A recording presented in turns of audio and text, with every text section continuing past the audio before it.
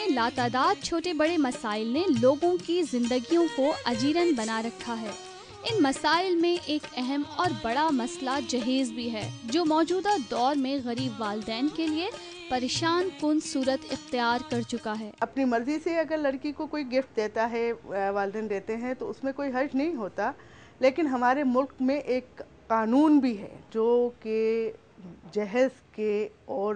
Bridal gift کو limit میں رکھنے کے لیے اس کا ریسٹرکشن کا ایک ایکٹ ہے، جس کو کہتے ہیں dowry and bridal gift restriction act 1976۔ جہیز دیے جانے یا اس کی بڑھ چڑھ کر مانگ یا لالچ کے اسباب پر غور کیا جائے تو کئی وجوہات نظر آتی ہیں،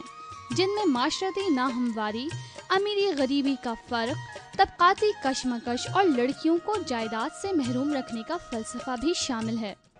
جہیز جو ہے وہ صرف گفٹس ہوتے ہیں جو بچی کو دیے جاتے ہیں۔ جہیز جو ہے وہ ان کا قانونی وراثت کا حق نہیں ہے، وہ پراپرٹی میں وراثت پہ اسی طرح حقدار ہوتی ہیں جیسے کہ کوئی لڑکا ہوتا ہے۔ اگر والدین اپنی حیثیت کے مطابق کچھ جہیز بیٹی کو دیتے ہیں جو لڑکے والوں کی تمناؤں کو پورا نہیں اترتا، تو پھر ان کی بیٹی کو ساری زندگی تانے سننے پڑتے ہیں اور بہت ساری شادیاں اسی جہیز کی لعنت کے سبب ٹوٹ جاتی ہیں۔ جہیز لینے کے بعد بھی لڑکی کی وہ عزت نہیں ہوتی،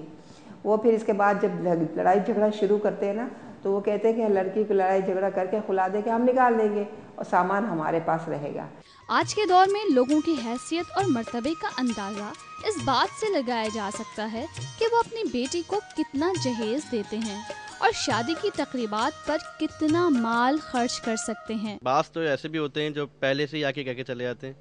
جو اپنی چوائس کر جاتے ہیں، اس کے بعد بات ہم سے کر لیتے ہیں پہلے سے ہی کہ آپ طے کر لیں اس کو اسی ریٹ کے اندر، اس پرائز تمام پرائز کے اندر ان چیزوں کو، اور جب سسرال والے ساتھ آئیں تو آپ اوپر ایکسٹرا پیسے بتائیے گا، جو باقی پیمنٹ ہو وہ ہم بعد میں آپ سے لے لیں گے۔ اگر میرے کوئی بھائی ہے، میرا کوئی چاچا ماموں ہے اور وہ اپنی بیٹی کو کچھ دے رہا ہے تو وہ ایک سمبل بن جاتا ہے اور ایک ماٹو بن جاتا ہے پورے خاندان کے لیے، اور دوسرا اگر اتنا نہیں دے گا تو وہ ایک عار کا باعث ہوگا اور وہ ایک شرم کا باعث ہو، تو وہ اس انداز سے نہ دیا جائے۔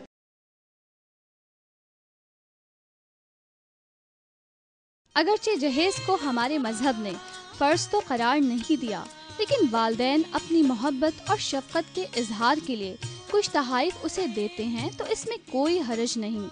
لیکن اس رسم کو غریب والدین کے لیے زندگی اور موت کی آزمائش نہیں بنانا چاہیے۔ جہیز اس حد تک ہے کہ آقا صلی اللہ علیہ وسلم کے ہاں حضرت فاطمہ رضی اللہ تعالی عنہ آپ کی شادی ہوئی، آپ نے ان کو جہیز دیا، لیکن جہیز کے بعد یہ کہ وہ جو دے سکتے تھے، مشکیزہ دے دیا، چکی دے دی، اس قسم کی چیزیں تھیں جو بالکل آسانی سے دے سکتے ہیں۔ جہیز کی غیر منصفانہ رسم نے ہمارے معاشرے میں بے شمار منفی اثرات مرتب کیے ہیں۔ اس رسم نے غریب لڑکیوں اور والدین کے مسائل میں بے پناہ اضافہ کیا ہے، جو خود 2 وقت کی روٹی کے متلاشی ہیں۔ نتیجتاً ان گنت معصوم بیٹیاں گھر میں بیٹھی رہ جاتی ہیں۔ آپس میں ڈیسائیڈ کر لیں پہلے سے، شادی سے پہلے نا، کہ آپ اتنا ارینج کر لیں، اتنا ہم کر لیں گے، ایکویلٹی دونوں میں آ جائے گی تو آگے کہانی بھی اچھی چل جاتی ہے۔ 24 کو شادی ہے، میں نے ابھی تک ان سے کوئی جہیز کا مطالبہ نہیں کیا، نہ ان سے لینا ہے، تو ابھی میں اپنی شادی کے خود ہی یہ کرنے آیا ہوں، خریداری۔ لوٹا بیٹا ہے میرا، ہم نے یہ بیٹی دی نا، سب کچھ دے دی۔ ہر ماں باپ یہ چاہتا ہے کہ جو ہے اپنی بیٹی کو اچھے سے اچھا جہیز دے، زیادہ سے زیادہ جہیز دے، اور میں کہتی ہوں جس نے اپنی